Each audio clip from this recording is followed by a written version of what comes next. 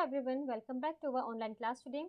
आज का हमारा टॉपिक है BSc second year biotechnology student के पेपर फर्स्ट की थर्ड यूनिट में से ये पार्ट 6 है। Okay, Thomson's atomic model, it is the type of structure of atoms, it is the model of structure of atoms. Let me introduce myself, professor Ruqaiya.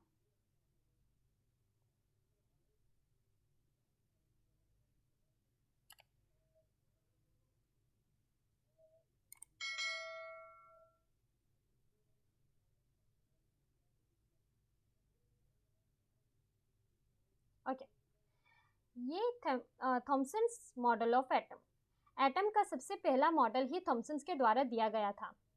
Sir J Thomson's के द्वारा 1898 में model of atom दिया गया था।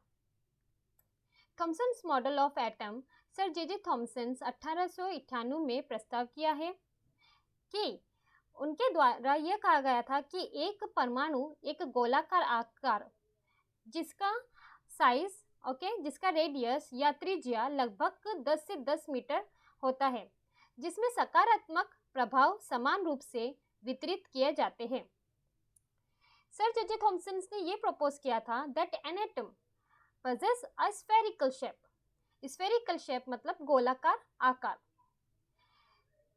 which having radius approximately 10 to 10 meter, in which the positive charge is uniformly distributed, जिसमें सकारात्मक प्रभार मतलब पॉजिटिव चार्ज समान रूप से वितरित किया जाता है।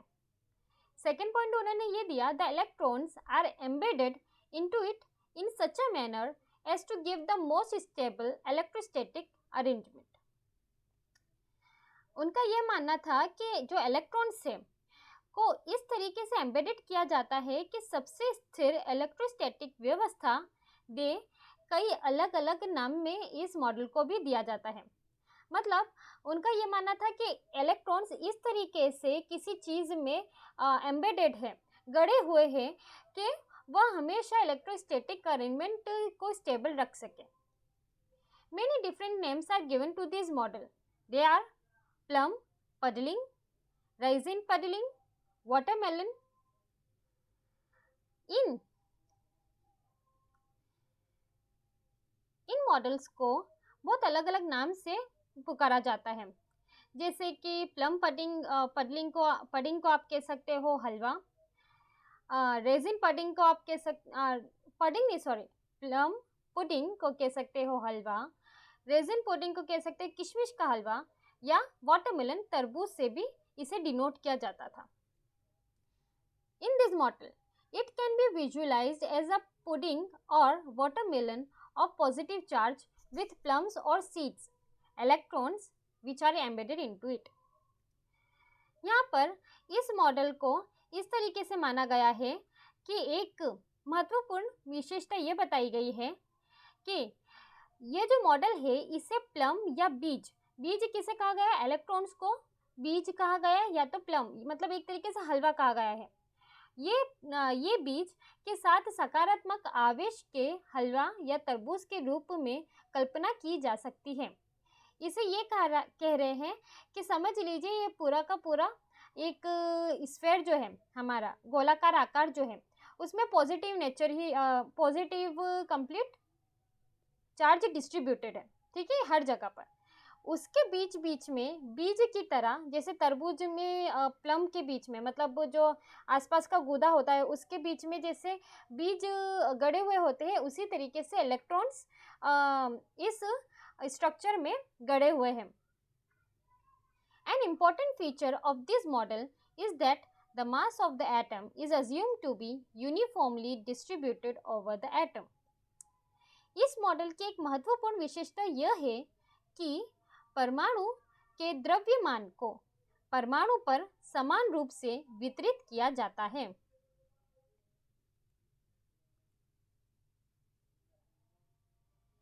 इस मॉडल में यह भी कहा जाता है कि this model can be visualised as a pudding और watermelon of positive charge with plums और seeds, electrons embedded into it. जो मैंने पहले आपको बताया कि हमेशा इस मॉडल को इस तरीके से देखा जाता है कि समझ लीजिए कि स्ट्रक्चर ऑफ एटम जो है एक तरबूज का आधा तरबूज है। ओके, जब हम पूरे तरबूज को काट कर उसको खोलेंगे तो हम देखेंगे कि आसपास पूरा गूदा भरा हुआ है, मतलब पूरा तरबूज है, और उसके बीच बीच में जो इलेक्ट्रॉन्स जैसे बीज भरे हुए हैं। तो इस तरीके से एटम का स्ट्रक्चर तरबूज के समान माना गया है। An important feature of this model is that the mass of the atom is assumed to be uniformly distributed over the atoms.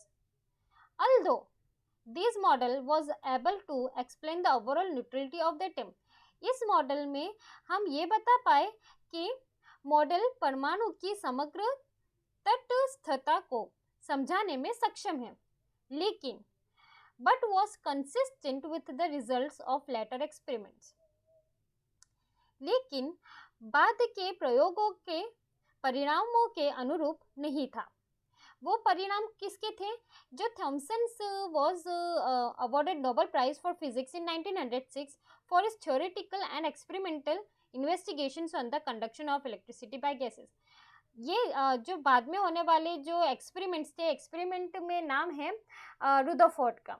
Rutherford ने ही और आगे जाके बराबर से स्ट्रक्चर ऑफ एटम्स को समझाया है। कुछ ड्रॉबैक्स रह गए, कुछ गलतियां रह गई थॉमसन के एटॉमिक मॉडल में, जिसे जाकर आगे रुदरफोर्ड ने समझाया है। फिर भी थॉमसन को अवार्ड मिला था नोबेल प्राइज का फिजिक्स में 1906 में, क्योंकि उन्होंने बहुत ही अच्छी तरीके से थ्योरेटिकल और एक्सपेरिमेंटल इन्वेस्टिगेशंस की थी on the conduction of electricity by gases. Thomson को 1906 में भौतिकी के लिए नोबेल पुरस्कार से सम्मानित किया गया था। गैसों द्वारा बिजली के चालन पर उनकी सैद्धांतिक और प्रायोगिक जांच के लिए उन्हें यह अवार्ड दिया गया था। अब हम ये देख रहे हैं कि ड्रॉबैक क्या था, मतलब क्या गलती रह गई थॉमसन के एटॉमिक मॉडल में। This model was able to explain the overall neutrality of the atom. इन्होंने ये वाला जो मॉडल था, थॉमसन एटॉमिक मॉडल जो था, वो परमाणु के द्रव्यमान को परमाणु पर समान रूप से वितरित किया जाता है ये बताने में तो सक्षम थे, लेकिन वो ये नहीं बता पाए कि जो स्कैटरिंग एक्सपेरिमेंट्स है, जो स्कैटरिंग एक्सपेरिमेंट्स जो हमने किए एटम्स पर, एटम के लिए, उसे वो समझाने में असक्षम रहे, इसलिए यही ड्रॉबैक इसका माना गया है, जिसे बाद में समझाया है रुदरफोर्ड ने इन 1911। आज की हमारी वीडियो यहीं पर समाप्त होती है। Thank you.